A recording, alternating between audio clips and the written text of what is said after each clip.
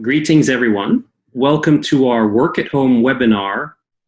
Over the past couple of months, many businesses have shifted either partly or fully to a work at home setup.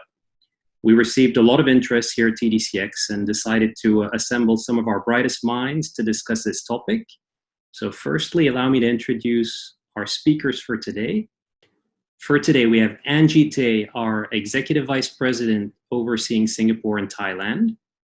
We also have Tony Bruno, Executive Vice President of Business Strategy and North Asia. We have Byron Fernandez, who's our Executive Vice President of India and Malaysia. He is also our Group CIO. We have Chige Lim, our Group Chief HR Officer, and Andy Cranshaw, our Group Senior Vice President of Learning and Development. So I'm Ricard Valvikins. I'm in charge of the Americas and the Philippines, and I'll be your host for today. Let's kick it off with Angie. How was your experience, Angie, setting up work at home in Singapore and Thailand? Thanks, Ricard. Hi, everyone.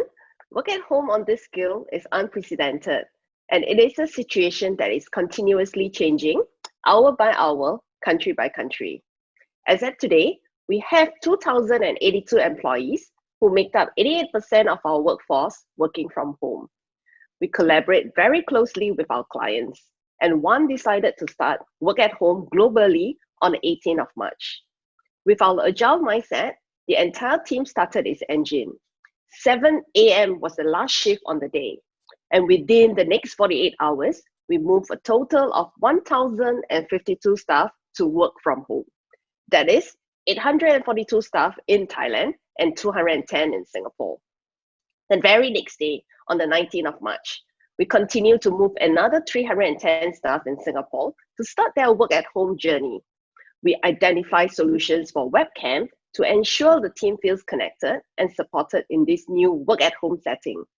All this happened before Thailand and Singapore made the announcement about the curfew and circuit breaker on the 3rd of April. Thank you, Angie. That shows a lot of anticipation from your teams. If we may ask, how do you manage wellness and motivation in this setting? Firstly, every staff working from home must have a proper space to work, and the environment is away from any distractions. We run contests and have everyone taking a photo of their workstation, and it's very fun. Team has daily virtual huddles to stay connected. We do online yoga, online Zumba, or even do a few simple exercises before our meetings. We take time to celebrate milestones and arrange happy hours to cheer our drinks virtually. Diet is important, as the kind of mental energy you have will depend on the food you eat. We encourage staff to eat healthy and avoid going to the fridge too often. Taking scheduled breaks at lunchtime is a must so that they can disconnect and get rejuvenated when they come back. TDCX also prepare a wellness package for all our staff with surgical masks, sanitizers, vitamin C, cereals, etc. to remind our staff to stay safe. We arrange nutritious bento sets 3 times a week in office and even stock up healthy snacks in our pantry. That's very good to hear, Angie, that our people are well taken care of. Thank you very much.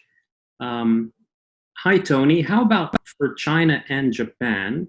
What was it like setting up work at home? Yeah, hi, Ricard. Hi, everybody. Well, Japan, to start with, was quite straightforward. Japan is well set up for work from home. Generally, people have got the bandwidth that they require at home. People's way of working supports a work from home model. But we needed to provide an environment and an infrastructure that was very supportive so that operations staff could perform as well at home as they do in the office. So we established, for example, 3 times per day video team meetings, managers working very hard on ensuring consistent communication across teams, making sure that agents had all the tools and information available, especially information.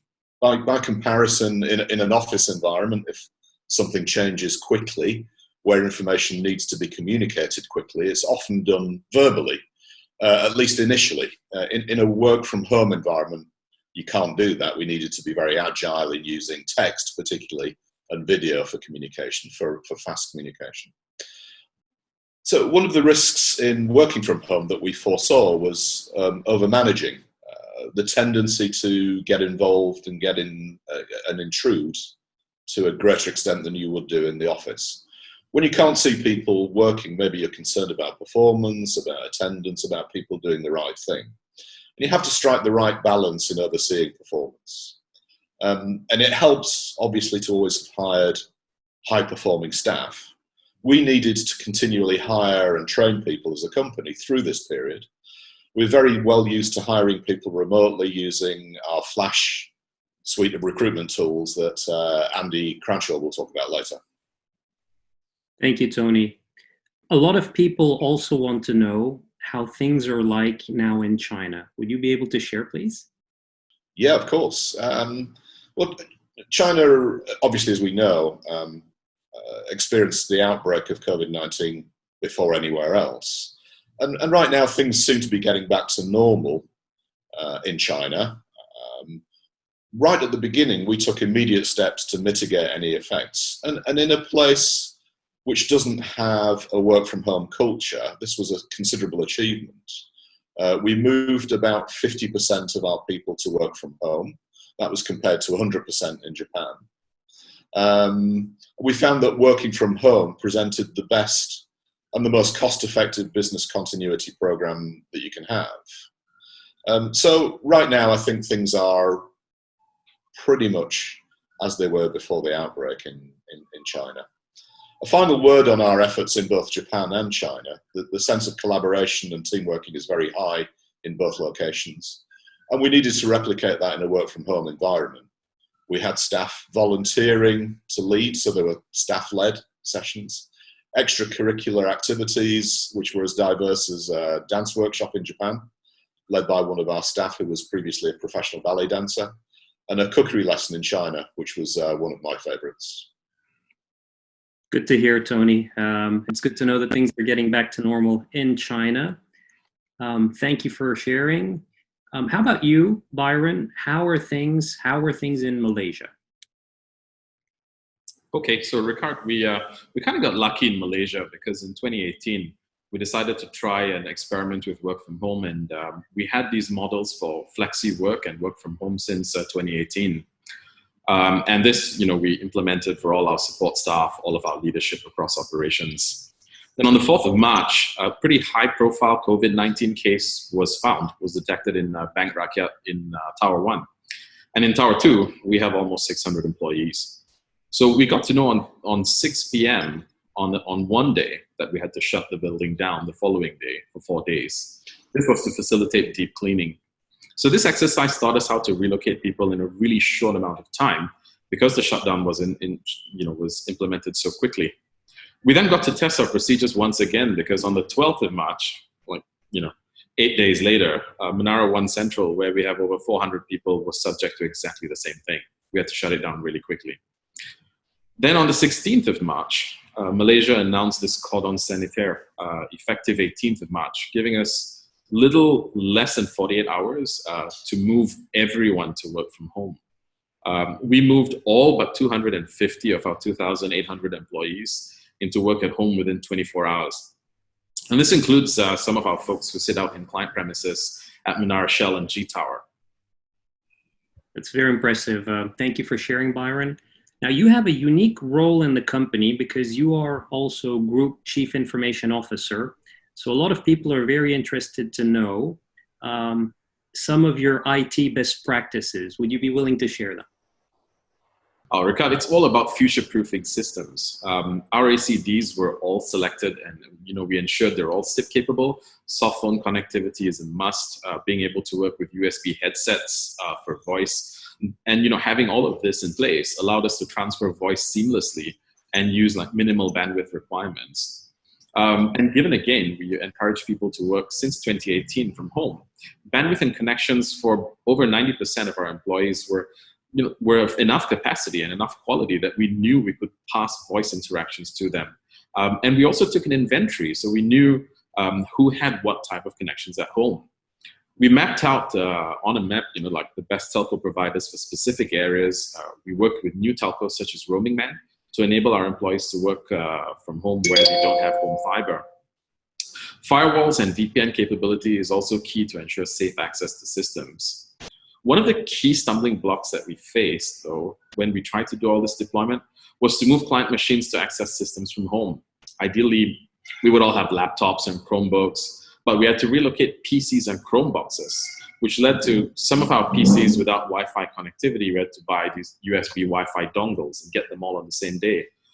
Many didn't have web cameras, so we had to go out and buy those as well and ship them out to employees, because without the webcams, collaboration would be difficult from home. Solid environmental controls, your operating system, all of those will carry through to home. So strong policies around access, saving, application controls, you're going to need all of that, and it's essential for data security. Finally, we used our HRIS extensively to dynamically assign sort of changes related to employees, depending on their access types, new roles, onboarding, and much more during this work at home period. Those are great pointers. Thank you very much for sharing, Byron. Let's move on to Chige now, our Group HR Officer. Chige, you'll agree that people are at the center of this change. How have we adjusted to work at home? Thanks, Ricard.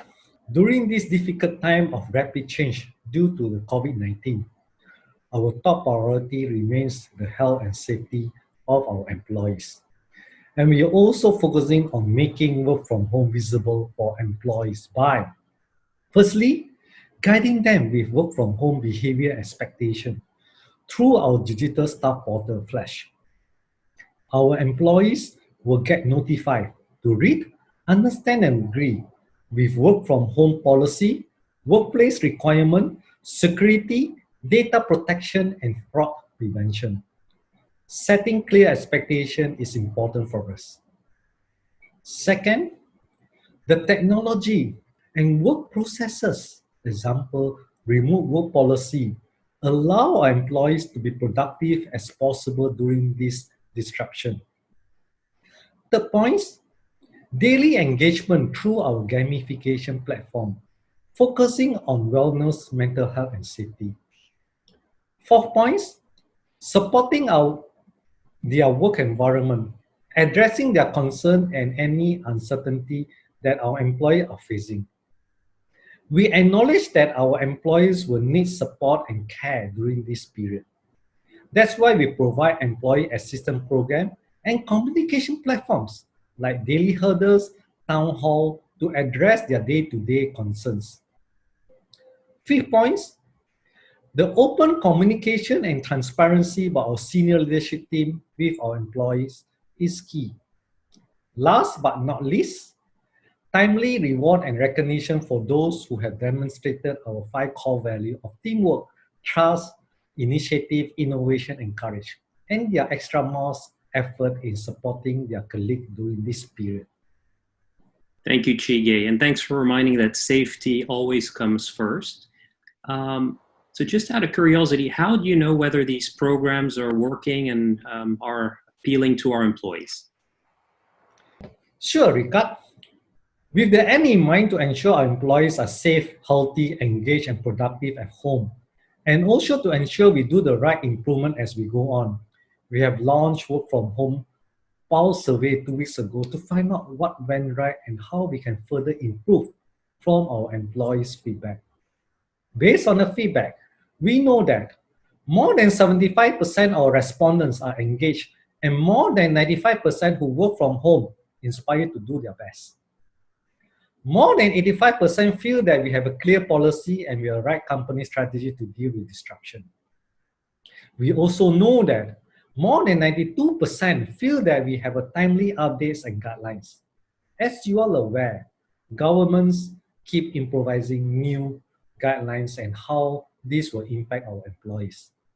Constant communication is needed with our employees to ensure we adhere to all regulation and requirements of respective governments as an effort to contain the spread of COVID-19.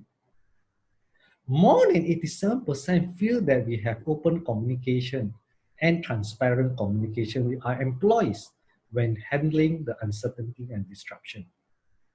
Even with our technology infrastructure and our proper work processes, we also know that 45% of employees' work experience becomes more difficult than usual and feel more stress. Continuous feedback will ensure that we are able to pinpoint our employee concern as they arise. In short, it's important for us to keep our finger across on the pulse with our employees. Thank you. Thank you, Chige. Very important indeed to know what the employees are thinking. Great feedback. Let's continue with Andy Cranshaw. Andy, one important question on people's minds is about learning and development. How do we make sure that happens in a work-at-home setup? Well, Ricard, our first priority has been to move as much of our new staff induction and campaign-based training as we can from traditional classroom to online virtual classroom sessions. And in order to do that, we've had to learn a lot about how we encourage interaction, how we track participant progress in that environment. But so far, over 2,000 TDCX staff have attended these trainer-led virtual classes. And of course, e-learning content is really important for people at home, but creating good content takes time. At the moment, we're converting as much of our client training as we can to e-learning. And we're also adding to our own library of in-house courses. Over the last few weeks on TD University, we've launched a suite of e-learning courses for new team leaders, and also a work-from-home e-handbook. And that's been really successful. It's received a 95% user satisfaction rating from the people who've been accessing it. And of course, development for our managers and support staff can't stop because they're working from home.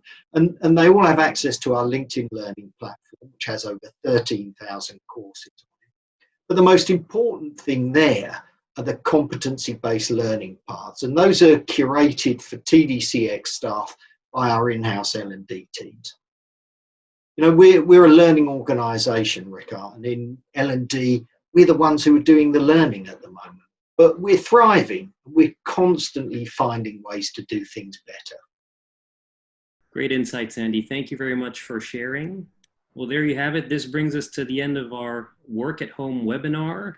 For those viewing this video, there may be follow-up questions and they are more than welcome. So at the end of this video, we'll be sharing contact details for people to direct their questions to us. For now, ladies and gentlemen, I'd like to thank all of our speakers today. Thank you very much for your time. And to all of our viewers, please stay safe. Take care. Bye-bye.